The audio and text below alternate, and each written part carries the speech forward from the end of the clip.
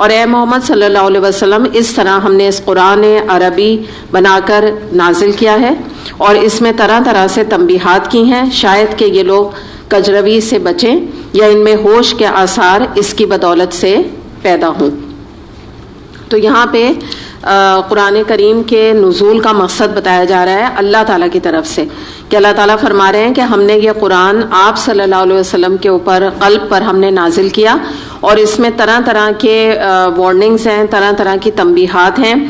جس سے کہ لوگ جب اس کو پڑھیں، اس کو سمجھیں، اس کے اوپر غور و فکر کریں، اس کلام پر، اس کتاب پر ٹائم لگائیں، تو ان کو بات سمجھ آئے، اللہ کا کلام سمجھ آئے، ان کو اپنے مقصد حیات سمجھ آئے، تو اس کا فائدہ پھر کیا ہوگا کہ وہ لوگ کجروی یعنی ٹیڑھے راستے سے یا گناہوں سے یا کوئی برائیوں سے وہ انشاءاللہ بچ سکیں گے۔ تو پتہ کیا چل رہا ہے کہ قرآن ہی وہ گائیڈنس ہے جس کے تھرو جو ہے انسان جو ہے وہ دنیا میں برائیوں سے یا ٹیڑھے راستوں سے یا آپ کہہ دیجئے کہ گمراہی سے بچ سکتا ہے، اس کے علاوہ اور کوئی صورت نہیں ہے۔ حدیث ایک آتی ہے جس میں نبی کریم صلی اللہ علیہ وسلم نے فرمایا کہ جو کوئی قرآن کے علاوہ کہیں اور سے ہدایت لینے کی کوشش کرے گا تو اللہ تعالیٰ اس کو بھٹکا دے گا، اللہ تعالیٰ اس کو گمراہی میں مبتلا کر دے گا۔ یعنی اگر کوئی کہے کہ میں فلاں سسٹم سے، کوئی کتاب سے، کوئی باہر کے ویسٹرن کوئی علم سے مجھے گائیڈنس میرے لیے کافی ہے، میں جاؤں ہارورڈ جاؤں، آکسفورڈ جاؤں، وہاں سے میں علم حاصل کروں اور وہی میرے زندگی گزارنے کا طریقہ میرے لیے کافی ہے، تو کیا ہوگا؟ وہ بھٹک جائے گا، گمراہ ہو جائے گا وہ شخص۔ تو گائیڈنس جو ہے نا وہ تو اس قرآن ہی میں موجود ہے، اور آگے فرمایا کہ تاکہ ان میں کچھ ہوش کے آثار پیدا ہوں۔ یعنی مراد یہ ہے کہ دیکھیں جب تک انسان قرآن نہیں پڑھتا نا، تو آپ لوگوں کو خود بھی اس کا اندازہ ہوا ہوگا کہ ایسا ایک انسان جو قرآن سے ڈسکنیکٹڈ ہوتا ہے تو وہ ایسا ہے جیسے کہ بے ہوش ہے،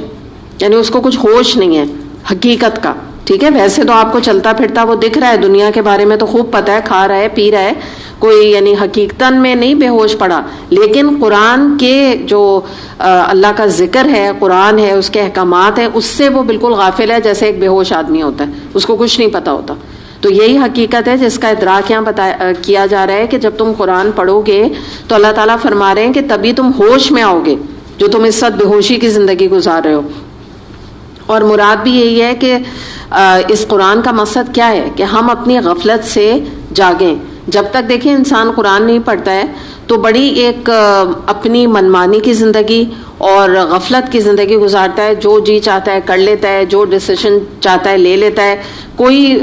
ایک ضابطے کے تحت اس کی زندگی نہیں ہوتی۔ تو یہی جب انسان قرآن پڑھ لیتا ہے تو وہ اپنی غفلت کی گہری نیند سے یا بے ہوشی سے جاگ جاتا ہے، اور جب وہ جاگتا ہے تو اس کو بہت کچھ چیزوں کا احساس ہوتا ہے کہ میری زندگی میں اچھا میں یہ جھوٹ بھی میں بولتی تھی، مجھے نہیں پتا تھا کہ اتنا بڑا گناہ کبیرہ ہے، اچھا میں مثال کے طور پہ حجاب بھی نہیں کرتی تھی، اچھا یہ بھی مجھے کرنے کی ضرورت ہے، اچھا ہمیں تو حرام اور حلال کا رزق کا نہیں پتا تھا، اچھا سود جو ہے وہ اتنا بڑا کبیرہ گناہ ہے۔ تو جیسے نا وہ جاگ جاتا ہے، ہر طرف سے جو ہے وہ ہاتھ پاؤں مارنے لگتا ہے کہ میں کس طرح اپنے آپ کو ریسکیو کروں اللہ کے غضب سے، اور کس طرح اپنے آپ کو بچاؤں اور اللہ کی اطاعت میں لے آؤں۔ ایسی حقیقت ہوتی ہے نا کہ ایک ایک کر کے اس کو چیزوں کا بھی پتہ چلتا چلا جاتا ہے، اور اس کا ایک اندر سے اس کے ٹرانسفارمیشن بھی اس کی پرسنالٹی میں ہوتا چلا جاتا ہے۔